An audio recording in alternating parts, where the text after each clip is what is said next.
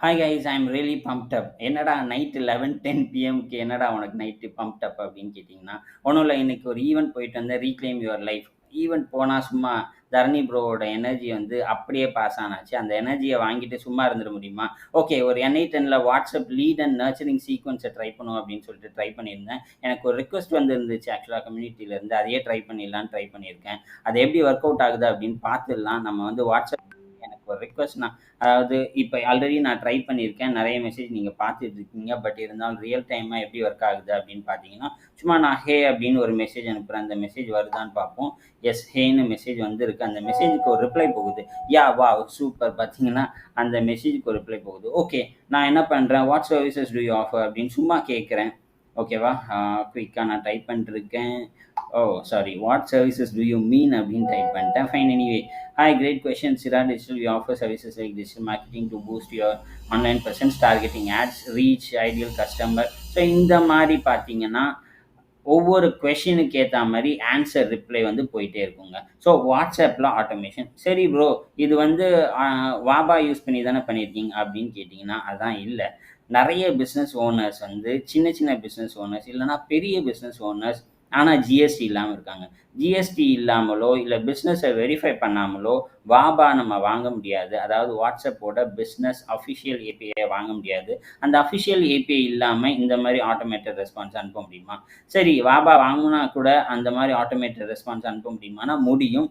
But கஸ்டமைஸ்டாக ஒரு AI வச்சு அனுப்ப முடியுமானா அதில் முடியாது. ஸோ இந்த இடத்துல உங்களுக்கு 2 பெனிஃபிட் கிடைக்குது. என்ன பெனிஃபிட்னா, ஒன்று, வாபா இல்லாமல், அதாவது உங்களோட பிஸ்னஸை வாட்ஸ்அப்போட அஃபிஷியல் டெவலப்பர் அக்கௌண்ட் யூஸ் பண்ணி உங்கள் பிஸ்னஸை வெரிஃபையே பண்ணாமல் ட்ரை பண்ணலாம். அது மட்டும் இல்லாமல் நீங்கள் வந்து ஒவ்வொரு மெசேஜுக்கும் இதுக்கு காசு கட்ட வேண்டிய அவசியம் இல்லை.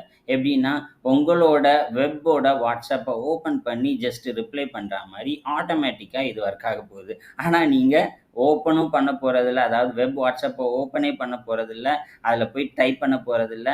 ஆட்டோமேட்டிக்காக உங்களுக்கு ஒரு எக்ஸாம்பிளுக்கு ஃபேஸ்புக்கில் ஒரு லீட் ஆட் ரன் பண்ணுறீங்க அப்படின்னா, அந்த லீட் ஆடை இந்த வெப் ஹூக் மூலமாக கேப்சர் பண்ணிவிட்டு அந்த லீட் ஆடை என்ன பண்ணும், ஒரு கூகுள் ஷீட்டில் போய் ஃபில் ஆயிரும். நியூ லீடாக இருந்தால் நியூ லீடுன்னு சொல்லிட்டு இந்த ஃப்ளோ ஒர்க் ஆகும். ஓகேவா, அப்போ சாரி, இந்த ஃப்ளோ ஒர்க் ஆகும். அப்போ நியூ லீடுக்கு இந்த ஃப்ளோ ஒர்க் ஆகிட்டு அதுக்கு ரெஸ்பாண்ட் போயிட்டு அந்த ஆப் ஷீட்டில் போயிட்டு அப் அண்ட் ஆயிரும். அதுவே ஓல்டு லீடாக இருந்துச்சுன்னா, அவங்க ஏற்கனவே வந்து என்ன கேட்டிருக்காங்க கொஷின், அதெல்லாம் அண்டர்ஸ்டாண்ட் பண்ணி அதுக்கேற்ற மாதிரி அவங்களுக்கு ரிப்ளை பண்ணும். ஓகே, ரிப்ளை பண்ணுறதோட விட்டுருமா? அது மட்டும் இல்லை, நான் இப்போ ஒரு ஃப்ளோவை வந்து டீஆக்டிவேட் பண்ணி வச்சுருக்கேன். இந்த ஃப்ளோ என்ன பண்ணுன்னா, டெய்லி ட்ரிகரை ஆக்டிவேட் பண்ணும். அதாவது டெய்லி ஒரு காலையில் 7 மணிக்கு ஒரு அந்த லீடு ஷீட்லேருந்து அவங்களோட கான்டாக்ட் டீட்டெயில்ஸ் எடுத்து, அதாவது வாட்ஸ்அப்போட டீட்டெயில்ஸ் எடுத்து அவங்க கன்வெர்ட்டட் லீடான்னு ஃபஸ்ட்டு செக் பண்ணும். கன்வெர்ட் ஆகாத லீடாக இருந்தால் என்ன பண்ணுன்னா, அவங்களுக்கு ஒரு மெசேஜ் அனுப்பும்.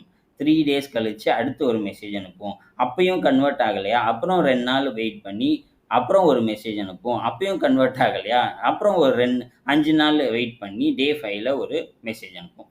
ஓகே, ஸோ இப்போ வந்து இந்த மாதிரி ப்ரோ எனக்கு வந்து 3rd டேயில் வேணாம், 5th டேயில் போகணும், அப்புறம் 12th டேயில் போகணும், தாராளமாக பண்ண வைக்கலாம். ஸோ இது வந்து ஒரு சாம்பிள் தான் நான் இங்கே காட்டுறது. அதை டீஆக்டிவேட் பண்ணி வச்சுருக்கேன். ஏன் அப்படின்னு பார்த்தீங்கன்னா, எனக்கு வந்து ஆட்டோமேட்டிக்காக நிறைய மெசேஜஸ் போயிட்டுருக்கு இல்லையா, ஸோ அது வேணான்னு சொல்லி நான் டீஆக்டிவேட் பண்ணி வச்சுருக்கேன்.